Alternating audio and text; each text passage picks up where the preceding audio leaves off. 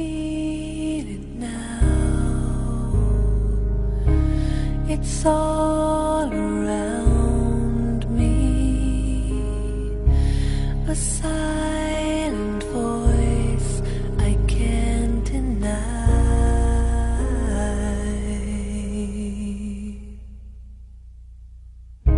A mother's arms, how they surround me. They sing the beauty of my life. It will last forever. It will never fade away. Never cause me pain. This love, this love. I close my eyes. It takes me over. A memory deep down in my soul,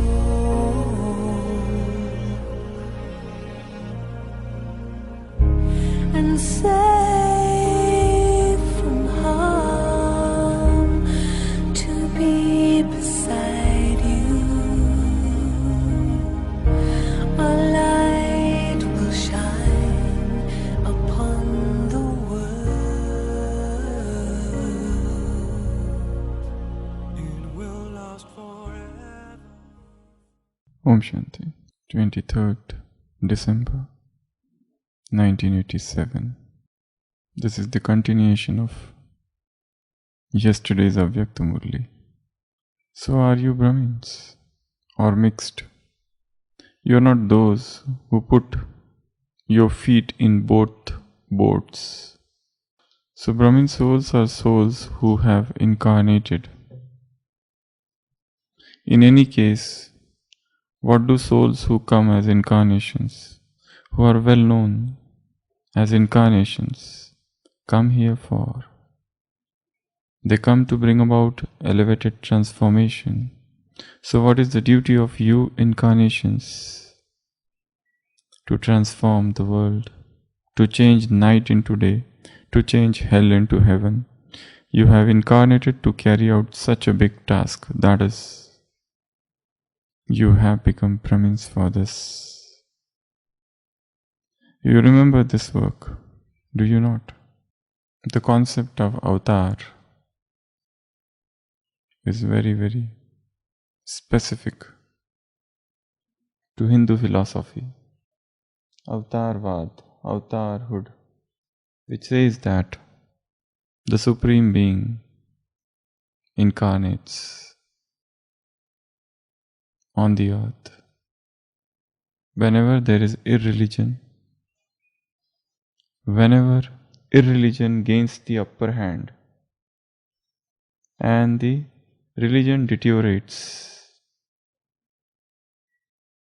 I incarnate. Yada yada hi dharmasya glanir bhavati Bharat. That too in Bharat, that too in India, whenever dharma deteriorates and adharma gets the upper hand, I come. That's what Gita says. That's what is known as avatarvad, avatarhood. Such concept of avatar is not there in other religions.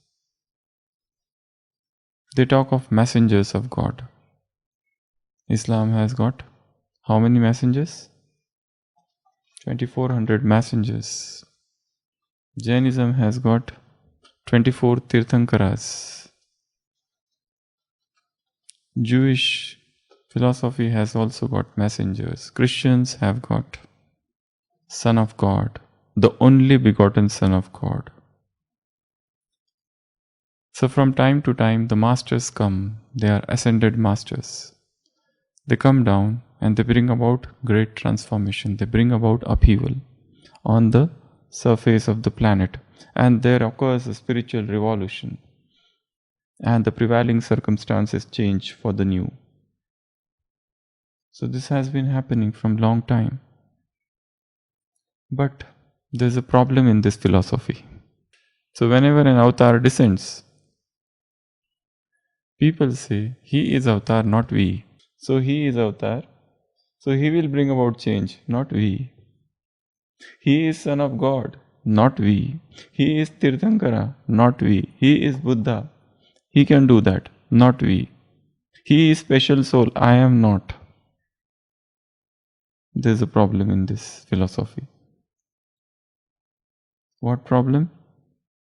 Because then people believe or say that these are great people, these are saints, these are Buddhas. These people do like this. Only Buddha can give up and relinquish his wife, son, the vast kingdom, not I. I am an ordinary being. How can I do that? And then they associate some miraculous things with these people. Like in case of Vardhaman Mahavira, they say that he would never perspire. He would never defecate or urinate. So he is a special being, not we. So we are ordinary people. He is Krishna. He can do all those miraculous works of lifting of mountain, of killing demons, showing miraculous powers. How can we be Krishna? We are not. He is avatar. And then there are great men on this earth who came on this earth, and they also brought about many transformations. And their followers called them avatar. Like Ramakrishna Paramahansa. His disciple Vivekananda called him avatar. Avatara Varishtaya Ramakrishnaya Te Namaha. He is the greatest of the avatar. At par with Krishna or Rama. So many great people came on this earth. Many Tirthankaras, children of God, messengers, religious founders. But the thing was, what the ordinary people did, they themselves had no fault. They never said that, worship us. Buddha never said to anybody, come and worship me. But you know, the maximum statues are there in this world of Buddhas. He never said that create my statues. Buddh, from where the word Buddh has come, that itself has, his name itself has become statue. The meaning of his name has become statue. But they never said any time that we are avatars and worship us. Never like that. But their followers, they associated miracles with them later on. Once they are dead, then they created stories and invented fables and long stories, and they create then, because then there is a competition. There are two communities. Now here is one avatar and another is this avatar. So their followers want to prove that our avatar is greater than your avatar. Our master is greater than your master. So the whole world is lost somewhere because of this competition. Baba says, you are avatar. He doesn't say that I am avatar. He says, you are avatar. Why? Just as I descend, you also have descended. So remember Swadesh and Swaswarup, your original country and your original nature. And remember always who you are. So you know, this knowledge is very different. This is not the knowledge of the bhakti, where you are told to sit down and to meditate and to worship, to do prayers. There is no place for prayers here. There is no trace of bhakti here. It is all about higher consciousness. You realize your original nature, that's it. Baba is not teaching us to worship, to plead, to implore, to resort to ceremonials. It is just the shift in the consciousness. I am here. Till now I think I am an ordinary person. Baba says, no, you are avatar, you are incarnation. Just remember this. In yesterday's Murli, Baba described 3 stages. The first stage of relating, Varnan. the second stage of churning, and third stage of getting lost, Magan, in that love of God. So you gradually progress from the stage of listening to the stage of relating to others. From the stage of relating, describing, you reach the stage of churning knowledge. And from the stage of churning, you gradually enter into the stage where you are lost in His remembrance. So these are the steps. This is pilgrimage. This is yatra, a journey. You cannot straight away come to the only few selected souls may reach that last stage directly, but otherwise it will not happen. You have to go through these stages. First, you have to develop an habit of listening. Listen Murli, listen classes, listen good words, words of wisdom. Then gradually you start speaking, because now you are so much full of that knowledge. Now you want to distribute, relate, donate that knowledge to others, and gradually you master language. And you understand something more, because new understanding come to you every day. And then gradually from this stage you enter into the stage of churning. Now you go in silence, in solitude, more and more. Sit all alone and churn some point of knowledge. For example, if you take this point, I am incarnation. So what is the churning? So what? If you are incarnation? You are incarnation. So what? So you remember that I do not belong to this world. I have come for a special purpose. Now let us take the example of Sri Krishna. In Bhakti, he is the 9th incarnation, 8th incarnation of Vishnu. Okay. And perhaps the greatest incarnation. The greatest. Rama is the Ansha avatar. Sri Krishna is the Purna avatar, they say. 16 celestial degree full. That is what is written. So he is the 8th avatar. The 9th they call Buddha. Though Buddhist, they don't accept this philosophy. They say, why you are dragging our Buddha into your avatar philosophy? They don't accept this. Dr. Abhisaheb Ambedkar rejected this philosophy. That why you are calling Buddha an avatar? Buddha never said that. He is in fact silent on God. He said, I am not avatar, I am not a teacher, but I am a physician who has come to treat you. And the 10th is yet to come, Kalki. So this is philosophy. And some strange stories are there associated with every avatar. So let us take the example of Sri Krishna. So first, he is always aware that why I am here. He never forgets. He always knows. That's why it is so easy for him to forget those all cowherd mates, those gopis and gopis. He just walks out. No attachment as if. So he is always aware of his future purpose, one. Second, he has no attachments to anybody. Avatar means who is free from attachment. The more you are attached to people, how can you do your work of incarnation? Had Christ been attached to some of his disciples, he could not have been Christ. He has to remain detached, absolutely detached from everybody. Even his work, whatever you have to do, you do it and get detached. It's not that you have become lazy person.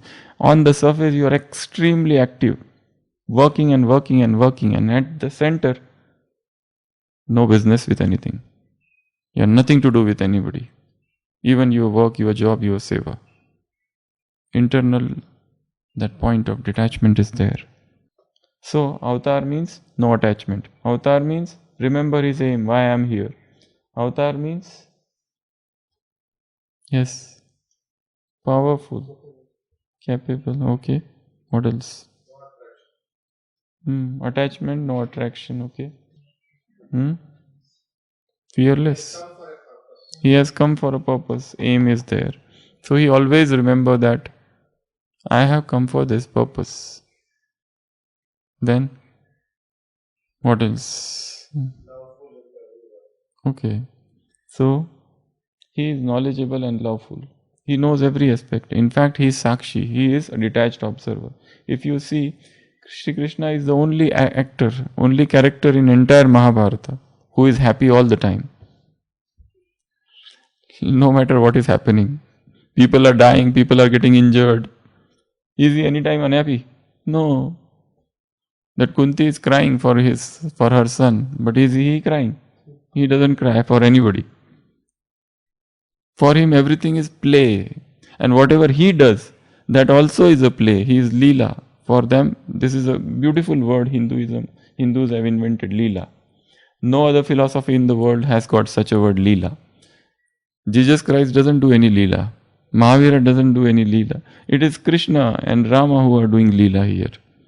They know everything. They are detached observer. Sakshi, all the time they are detached observer. And they are Trikaldarshi. They know everything. What is going to happen? There is a scene in Mahabharata where Kunti is crying and crying and crying, mother of 5 Pandavas, after the battle of Mahabharata. Kunti is crying and crying so much.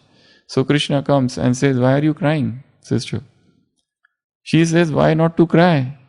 What this battle has given us, everything is lost. So many people have died. So many people, so many great warriors have died. The grandsire Bhishma has died. The Guru has died. My 100 sons have died. They were also my sons, Kauravas. So all the great people have died." So she is crying. So much she is crying. And she says to Krishna, "If you wanted, you could have stopped this. You had that power. If you wanted, you could have stopped it." And he says, "Okay, if that is going to allay your suffering, I will give life to everyone who have died." So she says, "Okay, so if you have that much power to resurrect those who are dead, then everything must have happened with your will." So it is all your will with which everything has happened. You wanted it to happen. So don't do that now. It's okay. So Avatar is Trikaldarshi. He knows everything. Not just what is going to happen in future, but his own birth. We can remember all our past birth. That only requires concentration. Sit in meditation and remember all your past birth. Or your immediate birth before this birth. You will start remembering. Because everything is in the soul. Everything is in the record is there. Only thing is that you have to go with a torch and focus on that particular area. Previous birth, previous birth, previous birth, previous birth. Go back. And suddenly you will remember. Do you remember your previous birth? We can remember. Not necessary to know. But if somebody wants to know, he can know. Very easy. But it's also sadhana. It's also practice. With that you can do. People do that. But what is the use even if you know? Suppose you got to know that you are not thief, some great man. So what? What are you going to do in this birth? Okay, you remembered. You are some great saint. Okay. So what? Now what? Are the problems of this life going to solve? Are you going to change your department? You are going to remain in the same department. Even if you remember that you are Vivekananda or you are Maharishi Ramana or anybody. The present reality is not going to change. So what? So it's just a false sense of happiness that will happen. Nothing else. So, Avatar means who remembers everything. Avatar means who is Trikaldarshi. Avatar means who is Sakshi. Avatar means he knows his purpose. Avatar means for him everything is divine play, Leela. He looks at everything as a drama which is going on and he remains happy, smiling. Everything is a sport. He is so stable. He is never affected by anything. He is in fact in that Ekras constant and stable stage. He is karmatit. Avatar is karmatit. No karma. And actually he is always working. It's not that in Bhagavad Gita Krishna says, I, as God, no need to do anything. But still I keep on working. Otherwise people will emulate me. People will follow me. That's why I have to do all this thing. Otherwise people will start following me. They will become lazy. That God doesn't do anything, we will also not do anything. That's why I'm always working. So avatar is somebody who is always busy in his avatar work, who has no time to rest. And his task is, as Baba is saying, to change night into day, to bring about transformation. He always remembers that. So are you Brahmins or mixed? You are incarnated souls. What is the duty? To transform the world, to change night into day, to change hell into heaven. So always that consciousness should be within. Sit all alone, as Baba said, churn, manan, and you become magan. Just sit and churn. Who am I? I am an avatar. You get detached from everything. Though no work, no job, no task, no duty, no seva can touch me. I am detached from everything. It's not that I am lazy or I want to run away from my work. I do it with full enthusiasm. The moment I finish, I come out of it and get detached. This detachment is very important. Otherwise, you become workaholic. Otherwise, you become attached to seva. Otherwise, seva starts affecting you. If there is some people start praising you, you get happy. People start blaming you, you get unhappy. You remain detached from everything. Absolutely loving and detached. Nyara, pyara, in Baba's word. This stage is very important. Otherwise, we have a tendency to detach, get attached to any work, any job, any task, any seva. The moment we start, people start praising you. Oh, you are doing such a great work. You are very good in technology. You are really doing great job of recording business. You say, yes, I am doing it. Oh, let me all make it more and more better. And then you get attached. And the problem starts. And then one day people will give, why are you wasting time here? You should do something else. Go and do exercise. You should not do all these nonsensical things. And then you feel unhappy. Oh, am I really doing right or wrong? There's a confusion. So people's opinions start affecting you. Let people say anything. When I am detached, nothing affects me. And remember always, a great person, when he does something, there are people who will appreciate me. There will be people who want to become like me. There are people who will hate me. There are people who are jealous of me. There are people who will pull my leg down. There are people who will look at me as an incarnation. Oh, he's such a great soul.